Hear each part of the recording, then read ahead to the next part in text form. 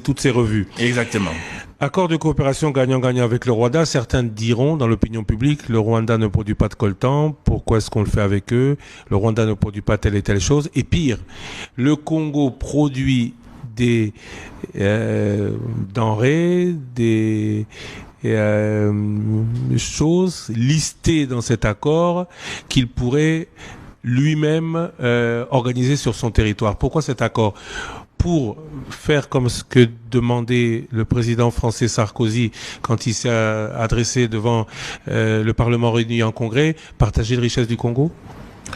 Je vais être honnête avec vous. Je vais vraiment être honnête avec vous. Je n'étais pas associé au projet Rwanda.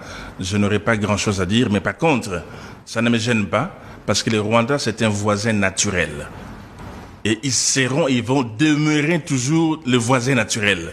Alors, un voisin naturel qui n'a pas les coltons, un voisin naturel qui n'a pas l'or, mais un voisin qui a une organisation. Pourquoi ne pas ouvrir le marché pour transacter avec ses voisins? Parce que beaucoup de nos compatriotes transactent avec le Rwanda, qui est le pays voisin. Pourquoi ne pas plutôt organiser ces exploitations chez nous? La guerre qu'on nous a imposée depuis de nombreuses années serait la guerre de l'exploitation commune par certains pays des richesses du Congo. Ceux qui nous faisaient la guerre hier ont donc gagné aujourd'hui le droit d'exploiter comme nous les richesses congolaises. Je disais que, en toute honnêteté, je n'étais pas impliqué dans le projet, mais j'essaie de comprendre. Il y a des pesanteurs sur le plan politique qui valent plus que la conception sur le plan économique.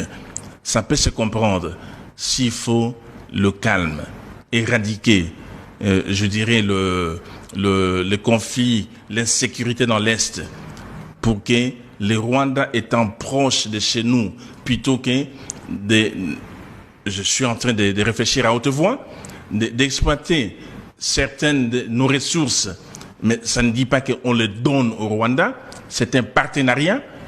On aura peut-être à avoir un avantage